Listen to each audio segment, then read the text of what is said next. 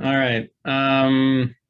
Well, you know where the questions go, and there's already a question, so I'll start with the question. I don't actually have a lot of news today. I had a really busy week, so I didn't actually have time to do much of a research. I apologize. But I've been thrown tons of questions about the, of course, the boosters and the flu shots and all that. So I'm just going to, before I answer that question, just going to repeat my position. I do not believe that the boosters need to be given at the frequency that CDC recommends. I don't believe that every 5 to 6 months it is needed.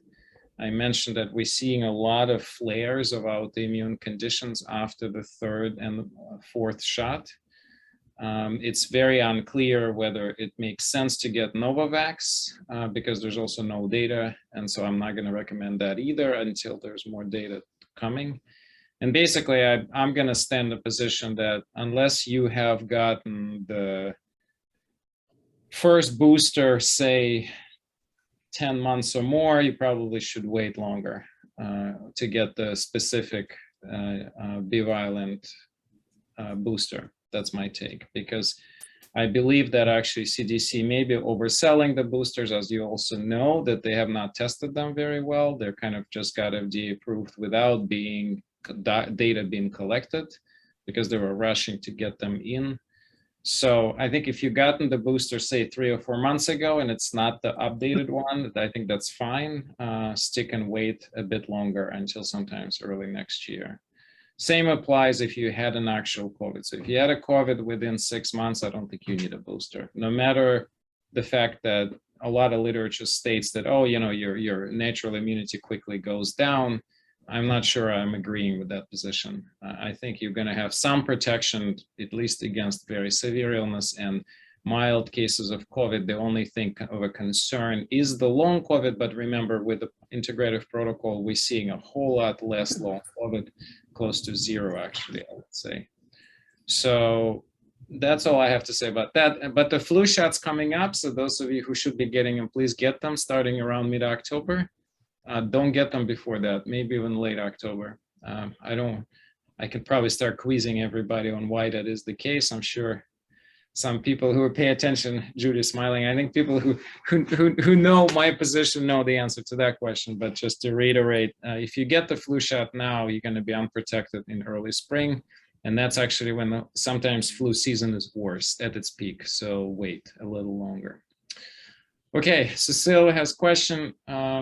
For healthy senior over 65, have not had COVID and have not had flu in many years, and not when I have had the vaccine, which flu vaccine should you be getting? Okay, that's a great question. So let me answer this officially and then unofficially. So officially, you turn 65, you should be getting a high, what's called a high dose flu vaccine, quadrivalent, whether it's a flu zone, for example, that would be appropriate. Or the flu block, I haven't looked at it yet. I think it's a new for this year. Every year there's a slight variations. So I don't remember. I think it was a Fluvia last year, if I'm not mistaken, and flu zone was available for the last couple of years. So it depends on the makers. So that would be the recommended. Now, the key question is, okay, you're 65. If you're very healthy, the question is, do you even need it? And that question gets a little more complicated to answer because the data on mortality begins at the age of 65, but that's a chronological age, right? So it depends on how you look at this from biological perspective. So I think that's a little more nuanced answer there. So if you tell me, look, what if I skip the flu shot until, say, 67 or something? I'd probably say it's reasonable, even though the CDC, because remember, CDC recommendation is based on an average American. It's not based on exactly people like you at age of 65. That's what you have to keep in mind. Okay, I can't take Paxlovid. Elizabeth asking, is there anything I should get right away if I test positive? Okay, yes, the integrative protocol should be started as fast as possible. Maybe I should revisit it. How many people would want at some point for me to revisit the protocol? All right, 1, 2. All right. Yes, 3, 4. All right, so I'll have to do that. So we will cover the basic protocol in upcoming weeks. Maybe next week I'll just, it may take me less than 10 minutes. So maybe we'll do less questions next week and I'll run through the protocol so I don't have to take our invited guest speakers' time. Okay, so yeah, that's what you would want to do. Great article. It's thanks, Ale, about brain fog. Yep.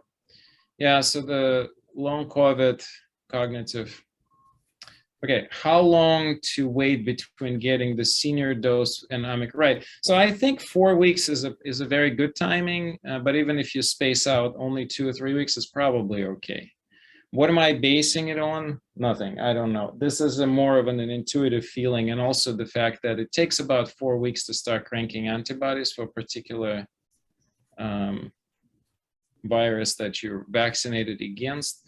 And that's the period when the immune system adjusting rapidly to that shot. So that's basically the thinking, that you probably would want to have your immune system adjust to that. Once the antibodies are made, the system is running, you can get a next shot. Again, it's not supported by strong evidence, but it's supported by common sense more than anything. We do see that when multiple shots are given at the same time, at least in certain subpopulations, there is an increase in autoimmune response that's been documented in multitudes of studies. So I do want to bring up, I don't know if any of you have been seeing this, there is a gradual uptick in information about possible toxic effects of the shots. I would be careful at what you're reading. I think some of these articles are not, they're theoretical articles. They do not actually point towards particular toxicity. They basically describe a possible toxic accumulations of some proteins from the shots. But, you know, in the same matter, you can look at any vaccine roughly in the same way. You can also look at a lot of treatments the same way. So I think I would be a little skeptical. I've read a couple of such articles. They didn't really impress me. So I'm going to keep looking at these things, and people sending me a lot of this information on a regular basis. So I'm trying to do my best to kind of screen through them, but I will tell you it's not easy because a lot of this article is way over my head. They're very, very particular biochemistry that is not often something that I can fully figure out on my own. So it would be great to have a good biochemist in our midst who can provide us some details, but such person is probably busy doing something more interesting than talking to us. But maybe, you know, maybe one of you knows someone who knows someone who knows someone. I don't know. All right, that's about 12 minutes. I don't see any other questions. So maybe I'll stop here unless give you guys another minute or two. Maybe somebody wants to unmute and ask question instead of typing. Okay. Oh, and I do want to tell you, we filled up our long COVID group. It's going great. So we'll keep everybody posted, but by all means, send us patients. We'll probably, we may even start the next one before we finish this one because the interest seems to be pretty substantial. So just FYI. Oh, okay, last question. Whether or not, okay, yeah. So I think at age of 81, 80s, 90s, 75 plus, definitely get a flu shot. So I would say anybody over age of 75, if you're at risk for exposure, you should be getting the flu shot. Do not worry about mercury. Just make sure you ask for a single vial dose. Do not ask for multi-vial dose. You will not be getting any mercury. Single vial vaccines in the United States do not contain mercury. It only applies to a multi-vial. All of the high potency quad vaccines, they're all single vials. Only low potency, like a common vaccine, is multi-vials. So you don't need to worry about the mercury. We've discussed this several times before, but I'll keep repeating that. So you can also, like, if you go to pharmacy and you request it, when the nurse brings it, just say, can you please bring me the vial to see? And you can see whether it's single vial or multi, because in a multi-vial, there will be a rubber top, and there are going to be multiple doses inside. Usually it's a 0.5 milliliter, so there will be a 5 milliliters, 10 doses vial. The single vial will be a 1 milliliter vial, often with either a fluid and sometimes actually a powder at the bottom. And so they will put the normal saline, shake it, and then inject it. It depends on the types of vaccine. I think for flu shots, most of them, they're not reconstitution, they're just already a solution that they inject. But they're going to take everything from that one vial. That's what you're looking for. All right, my time's up. Dr. Glubo, thanks so much for coming in. And we're so excited, and the floor is all yours. Okay, I'm just gonna share my screen. Hold on. I shared my screen with myself and not with you guys. Doesn't help. Okay. Just gonna see if this works. Slideshow. Okay. Hi everyone. Thanks so much for joining me while I tell you a little bit about mindfulness.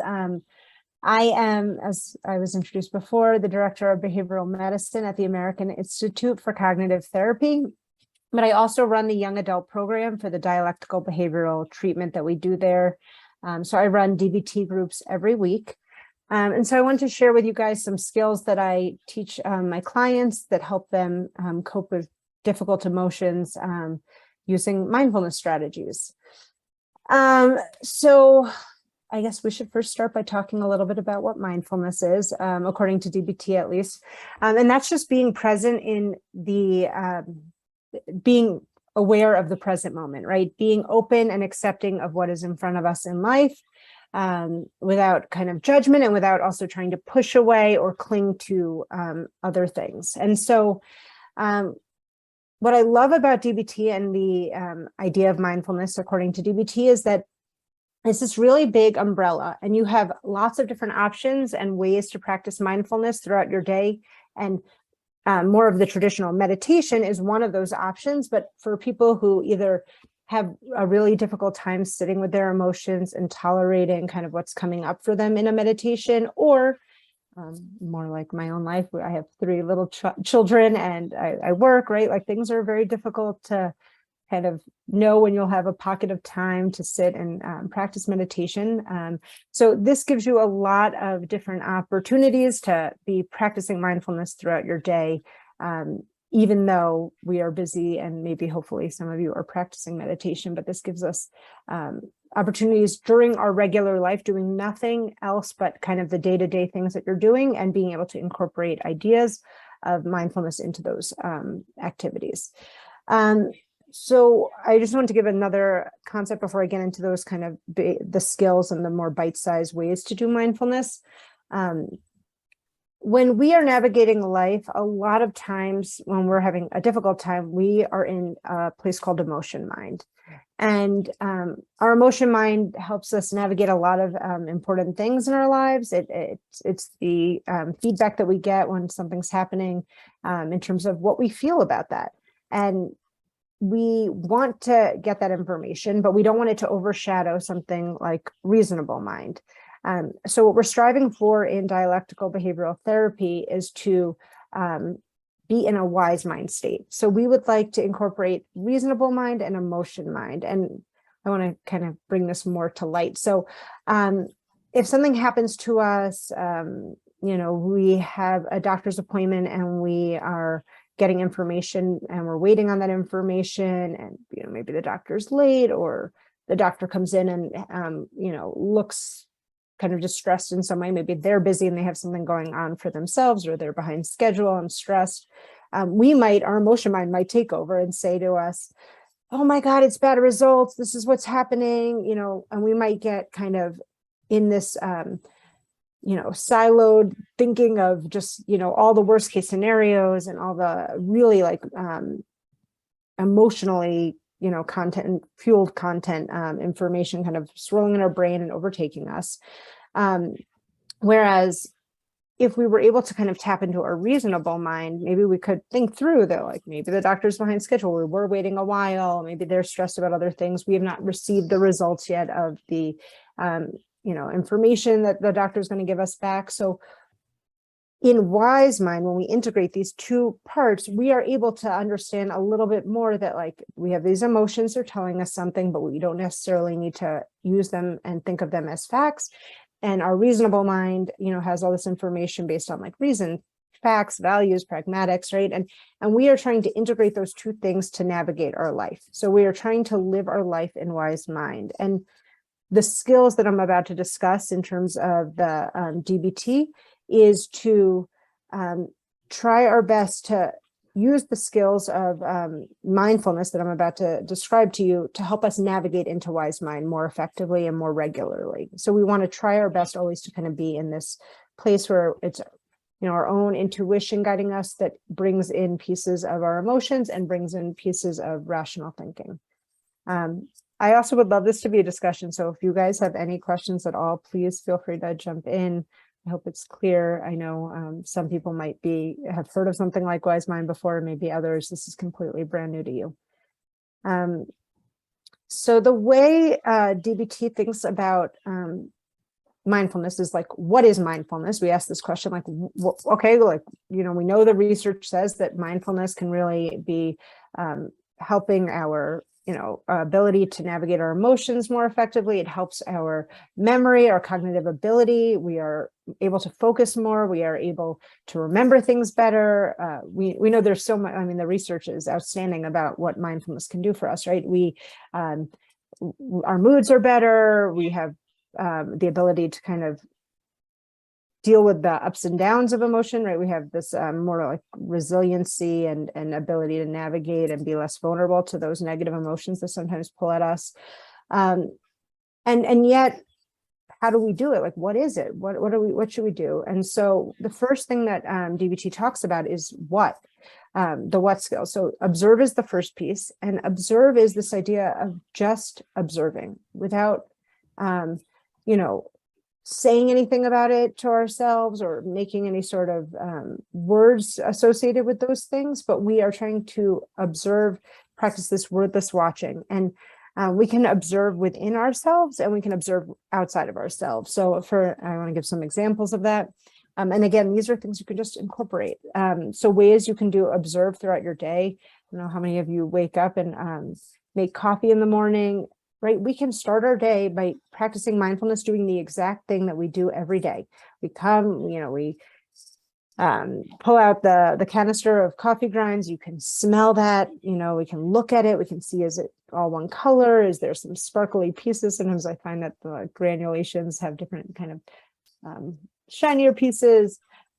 We can kind of watch ourselves as we do the scoops. We can fill up the water, and we're just observing without thinking about the 1,000 things we have to get done each day, or listening to a podcast on our phone, or talking to somebody, or doing 10 things at once. We can just do this one thing in the moment of observing the coffee, and that would count, right? Like, we've done nothing new. We've taken no extra time out of our day. We're just doing the observation outside of ourselves of making coffee. We can also observe, like right now, I can look out a window and I can see leaves on a tree. I can spend just a few moments in between, sessions for myself or right before I start my day, looking out the window and noticing the sky. Are there clouds in the sky today? Looking around, noticing the sunlight, how the leaves kind of move in the wind, right? We have these ways of just kind of watching. That's what we're doing. And then we have observation, which I think many of us know. I think it's the more traditional approach of meditation and mindfulness, is to observe what's going on inside of our body, right? So it might be observing our breath. It might be also observing sensations in our body, like when we do a body scan and we're kind of noticing where are we having some tension in our body, where is there some tightness, some tingling. So that skill of observe is something we can just do without doing any extra things. It's just tuning in or tuning out, right? Again, inside or outside of ourselves, but just watching something, observing it. The next skill is describe. And the describe skill is just putting words onto what we observe. So again, what I was saying before is looking out the window.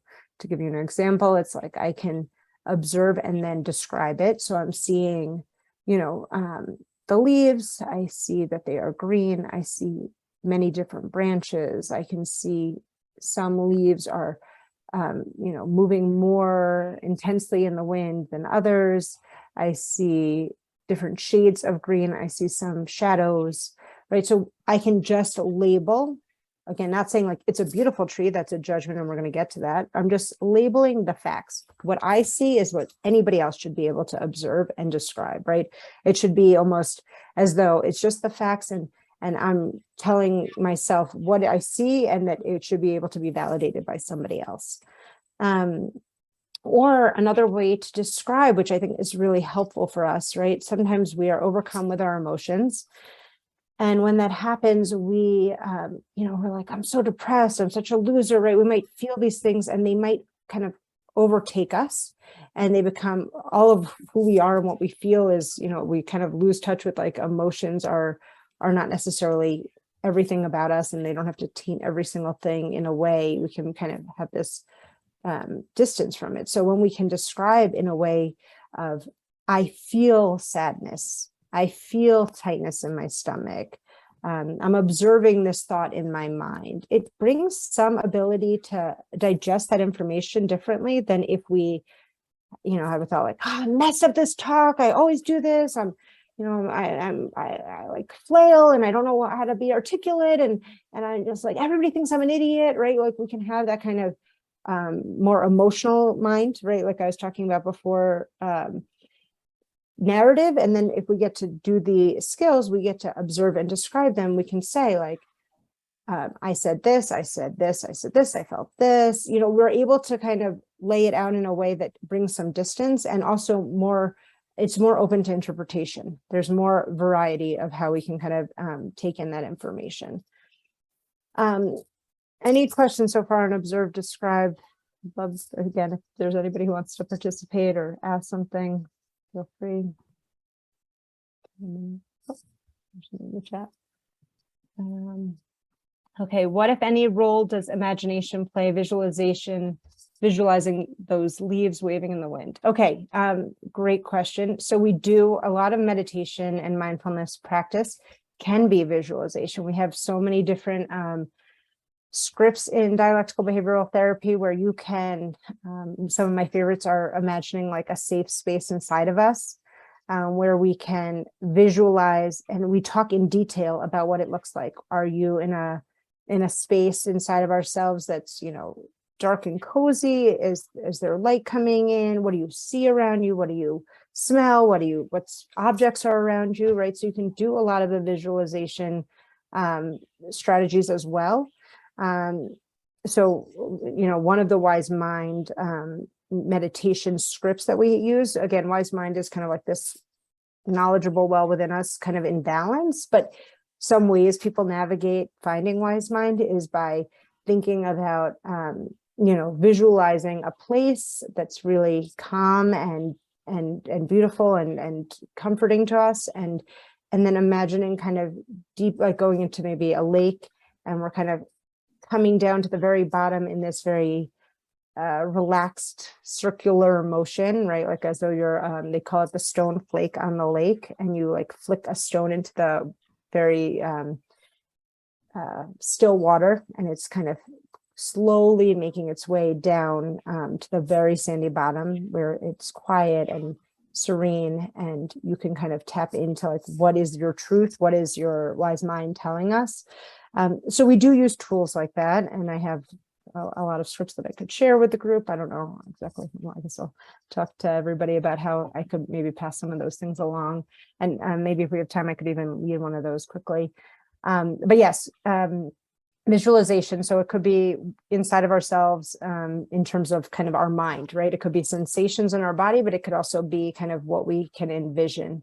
And there's lots of skills where we do visualization in DBT and dialectical behavioral therapy. Thank you for your question, Jennifer.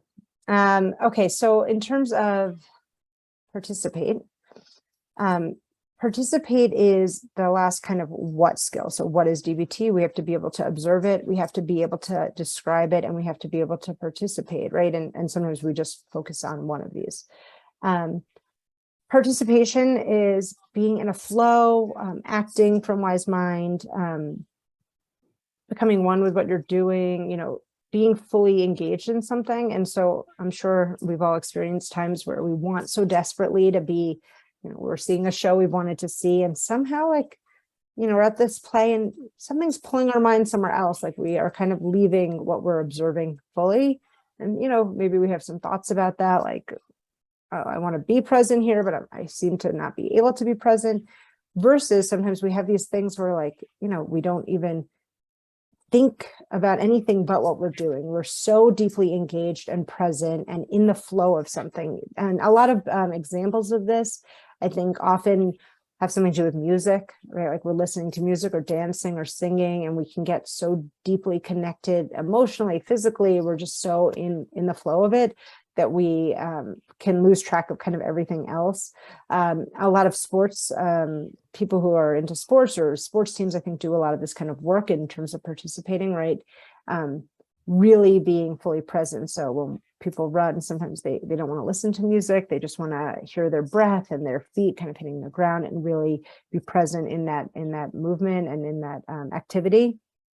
Sometimes it's conversation, right? Like you're so engaged with somebody and you don't feel that kind of itch to be somewhere else, or, you're focusing on other people in the room, right? Like you might be in a total participation moment with somebody where you're just like eager to have this conversation, kind of be with this person. So we have, again, there's examples of all these different things, and depending on how people want to spend the time, again, with your questions or how the time goes, we can do more of those examples.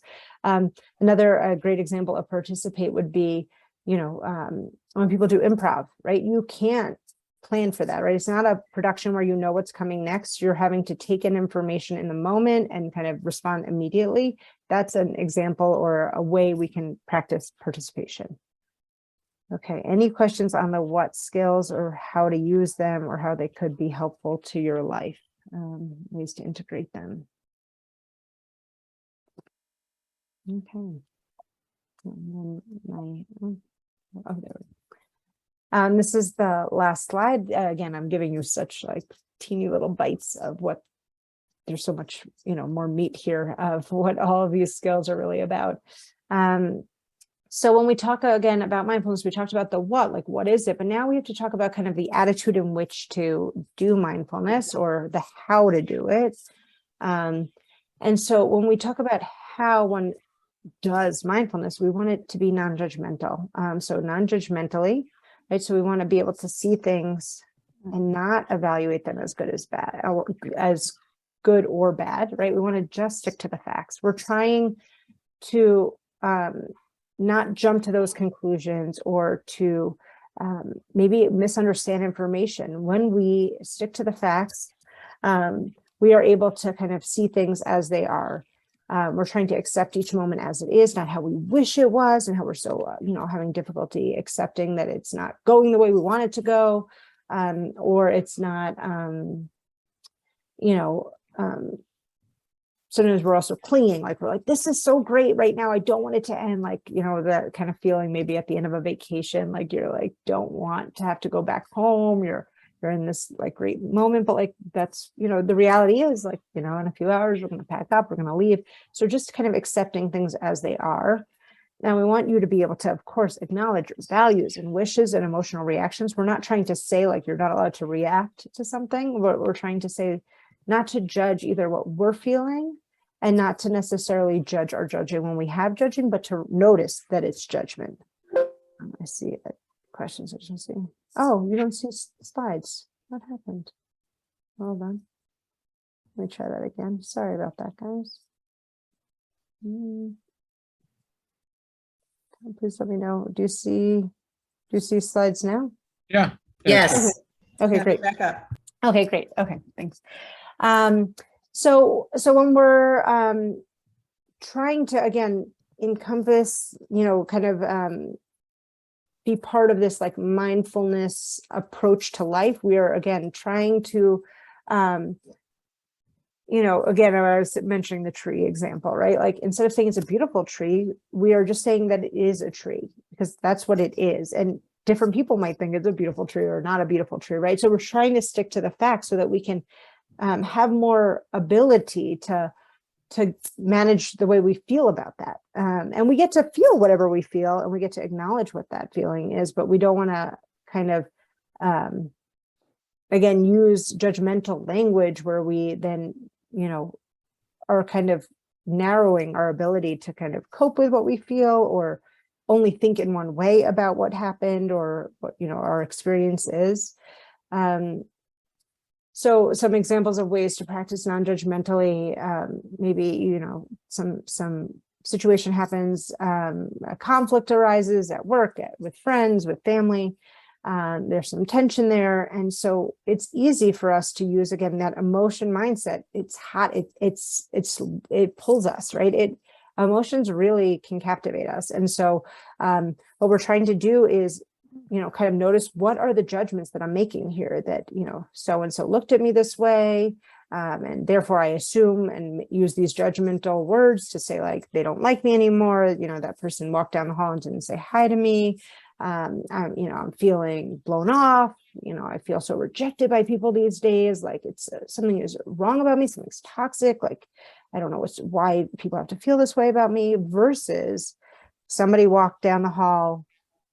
I thought, I made eye contact with them. I'm unclear what happened in that interaction. They kept walking.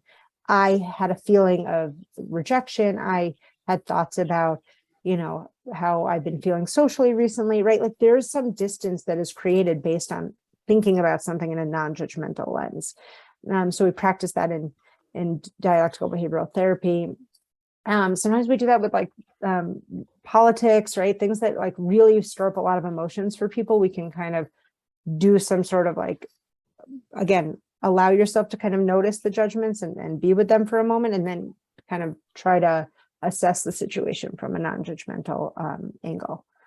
Another way that we have to practice mindfulness is one mindfully. So we just do one thing at a time.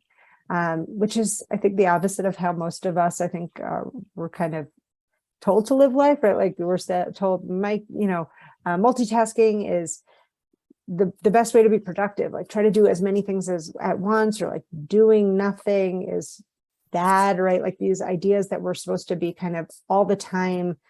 Listen, I want to be, being productive and getting chores done at the same time, learning something new about my field at the same time, maybe ordering something that I realize is missing. We're doing so many things at one time. We're not in touch with the present moment. And we know that just being present helps us kind of navigate things, get a chance to kind of digest things in a different way. So, again, examples of these are things that you're doing day to day in life, right? You're doing laundry or you're driving to work. You can just do those things. Just that, nothing else, just kind of being in that moment, noticing what's around you, observing at the same time, right, what is happening inside of us, outside of us, but just driving or just doing laundry instead of trying to do so many things at the same time. I just want to be mindful of the time. Okay. And then lastly is effectively. Effectively is this idea that we want to think about being skillful and we want to be mindful of our goals. Sometimes when we are in emotion mind, we just want to be right, or we want to be heard, or we want to be validated. And sometimes those things are important and maybe come from a wise mind place, but sometimes we realize later on, like, I really just like dug my heels in. Like I was not willing to kind of think about the long-term goal here, right? Or the short-term kind of benefit of doing something differently or trying to change how I feel or engage with this situation. So dialectical behavioral therapy talks a lot about willfulness versus willingness, right? We sometimes feel this willfulness to let go of something or think about it from another perspective. And we want to really try to bring in a lot more willingness into our lives, thinking about goals, thinking about what's effective and what works. I see one more chat. Non-judgmental thinking sounds like something from organizational field called staying at the bottom of the ladder of influence. I don't know so much about that. I don't know if I don't know so much about organizational psychology, but I think, I mean, all of these concepts I don't think are novel. I just think they are well kind of described for how to use them, and give great examples of ways in which we could practice these different skills. And I think one thing I didn't mention at the beginning is dialectical behavioral therapy was created for this specific population of people who had difficulty managing their emotions. But I think the skills are ones that everybody can benefit from and integrate into their lives to lead a more, present and mindful life. And so I think that they bring a lot of value to all different types of people, wherever, whatever your background is. Okay, I don't know. I could do more, but I didn't actually check the time when I first started, so I don't know how I'm doing with time. Well, we've gone over. Oh, sorry. No worries, no worries. Does anybody have any questions? If you do have one, please hold for the end. And now I would like to introduce Angela Gabriel to you. And she will begin our mind-body practice.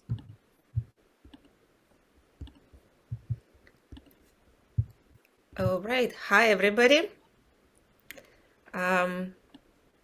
Thank you. That was a very interesting presentation.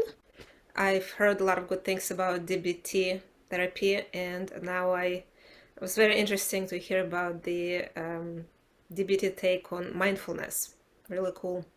Yeah, and yeah, some of the things don't sound new, but also that's because, we're dealing with a human mind, and if some things work, they would be discovered here and there, and it's just the proof that we're in the right way, right? So I don't know, my practice that I want to offer today maybe kind of could be in these lines by the same talking. I just want to say hi to everybody. It's a pleasure to be back. And Noodles also want to say hi. He's our supporting practitioner. He's a Reiki dog, so we're doing this together. So what I would like to offer today is a meditation based on our Sufi practice called elemental purification breath. I believe Misha did it a couple of times in the past, but it's a beautiful practice, and every time it kind of sounds a little new, I would say. So I guess how much time? About 15 minutes I have. Great. So first of all, I want to invite you, with your eyes open, slowly look around your room as if you haven't seen it for a while. Keep your eyes moving, turning the eyeballs left, right, up and down, around, maybe even turning your neck slightly. So it's just like checking it out. Taking your vision for a walk. Okay, and then, so this orientation practice is important for our nervous system in order to feel safe and be able to turn inward during the meditation and settle. And it's really great to do it, anytime you're in a new environment or you begin something new. So now let's take a moment to check our posture. And just make sure you're comfortable, that your back is upright if possible. If not, that's fine too. The shoulders are relaxed. Facial muscles relaxed. Jaws are relaxed. Neck is straight, yet also relaxed.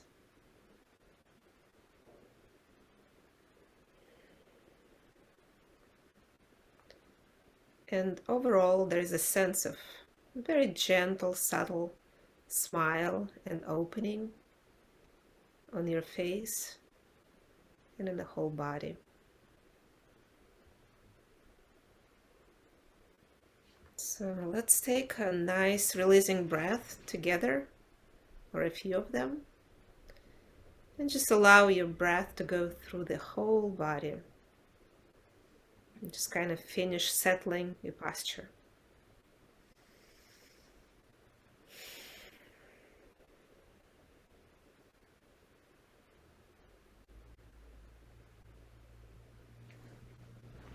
So we're going to begin by doing the earth breath. So there are several types of breath we're going to go through. So the earth breath is done by inhaling and exhaling through the nose, just like our regular breath, except maybe a little bit more mindful. So just keep breathing in and out through the nose. And as you begin earth breath, bring your attention to the soles of your feet, to your tailbone, the base of the spine.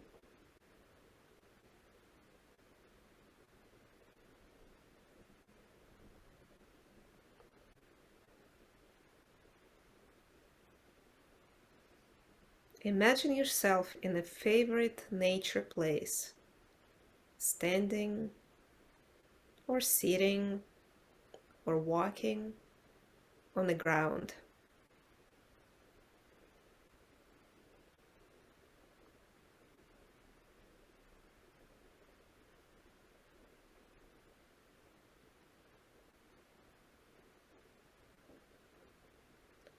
Imagine some yellow color, earthy tones, maybe green grass.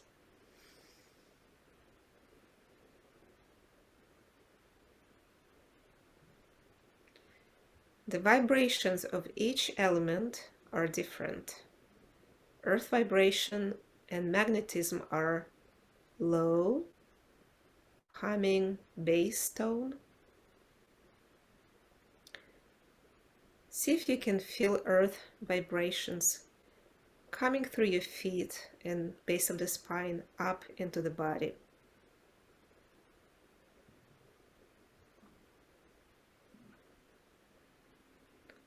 Feeling it with a sense of support and nourishment.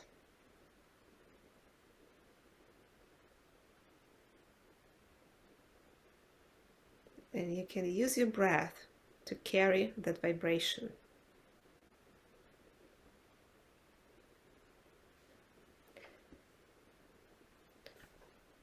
Now, notice the areas of relative tension in your body, discomfort or stasis. And with a breath, send those vibrations into those areas.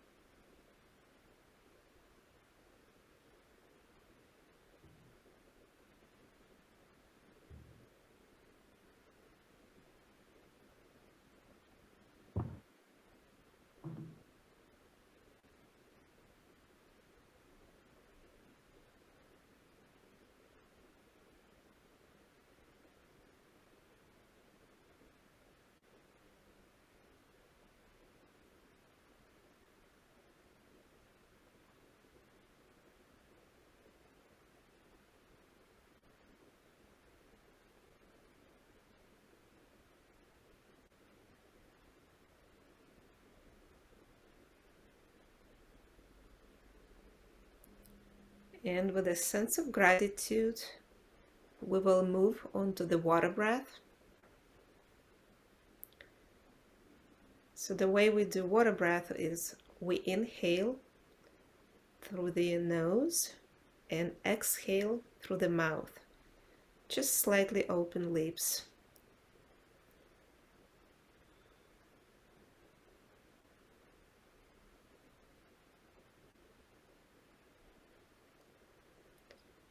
So as we begin water breath, let's bring our attention to the belly.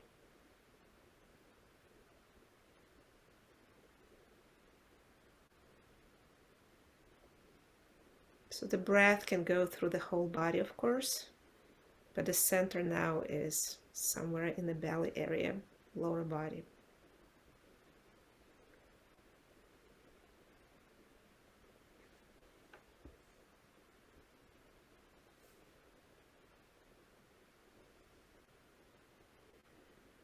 So in a nature picture, imagine yourself near water, perhaps walking in the creek, or maybe watching waves in the ocean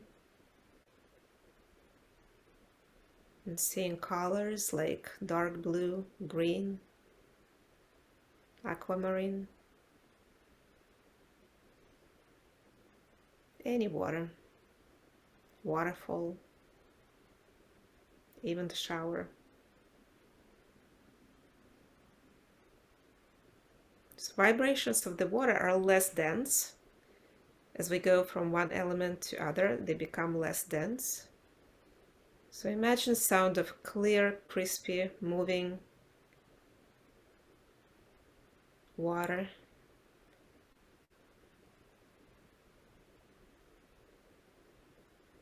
You can also sense the circulation of fluids in your body as well. It kind of can let them merge through the breath, so everything becomes kind of united vibration.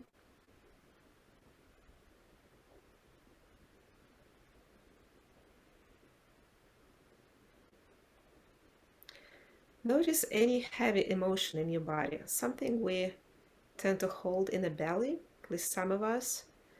Things like anxiety, maybe fear, sadness, hopelessness. So some heavy, stagnated emotions. And let the breath purify your belly and sense of those emotions seated there with water vibrations. And let the breath and water dissolve those. Perhaps just, maybe they're stuck emotions, just like water can move the obstacles. Can just send that water energy to do that.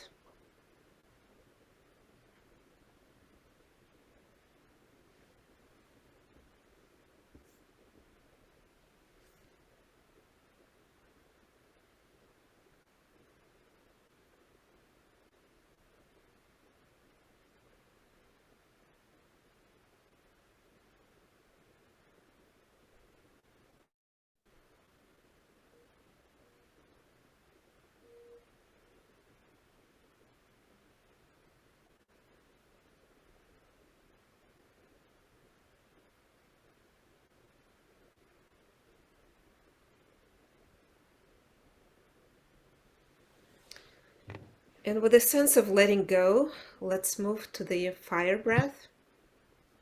So the way of fire breath is to inhale through the opening in the mouth, not wide opening, just slight kind of horizontal opening between the lips, and exhale through the nose. So it's kind of reverse of the water breath. So you can feel a little bit of a coolness as the air goes in between the lips.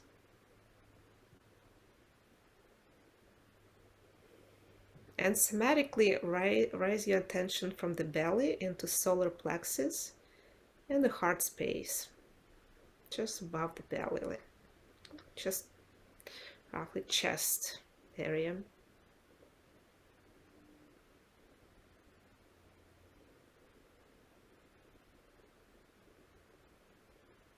And imagine being next to a warm, comforting fire or in the bright sunlight.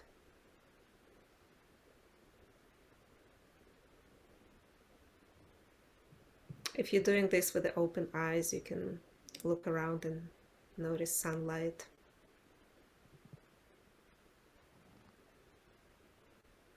So here vibrations, as we progress, they become more refined. So here is fire vibration is quite intense though. It's refined but intense, strong.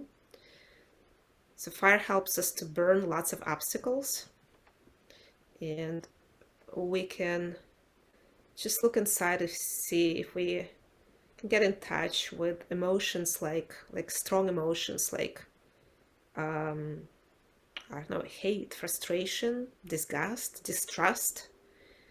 So without the judgment, just like as DPT advises, we can purify and transform these emotions into pure energy and use this active, moving fire energy to protect what we love, to act, and to move forward. So send the fire energy through your chest with the breath and let it transform those emotions with, maybe they feel like hurt, transform them into beautiful, protective love.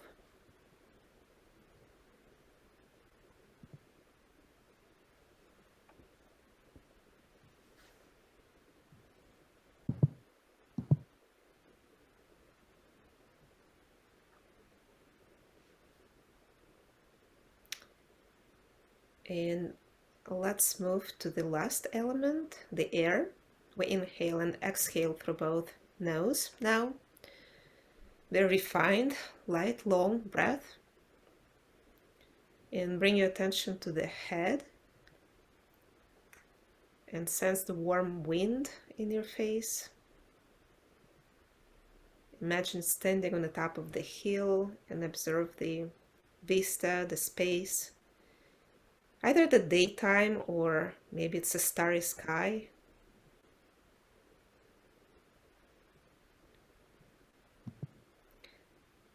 So our thoughts are most quick and elusive, hard to control. If there are any thoughts that don't serve you, but they still come and still there, send the air vibrations through them, through your head. So let the air just move them, dislodge, just like old leaves, and blow them away.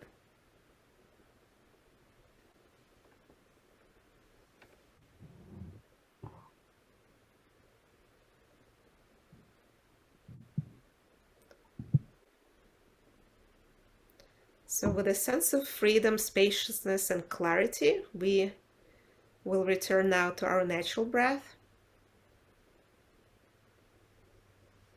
And just for one more moment, let's just take a breath into the whole body. And when you're ready, you can open our eyes and look around again.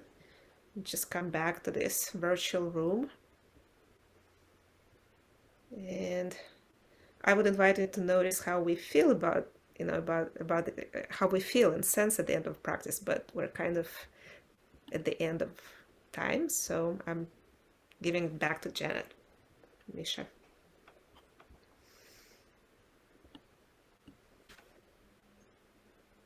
Thank you, Angela. This was wonderful. I hope everybody enjoyed this. Who do we have next Friday, Janet? Why am I never prepared when you ask me that question? It's just like I never prepared to any of your questions. So, And of course, I get bumped out of the system. You know that renew every 14 days thing? well, anyway. Everybody bear with us. Thank you, Dr. Glubo and Angela, so much. I think this was a very well tagged next to each other today. Enjoy last days of beautiful warmth. I guess it's going to get cold soon. I'm looking forward personally to that, actually. Enough of the hot summer. And we'll see you all next Friday as soon as Janet gives us, hopefully, who we're going to have. Almost there, folks. Okay. We are going to have with us Dr. Misty Embry, who is with the GW Center for Integrative Medicine, and the mind-body practitioner will be Amin Abdi. He is brand new, so please tell others and come support them.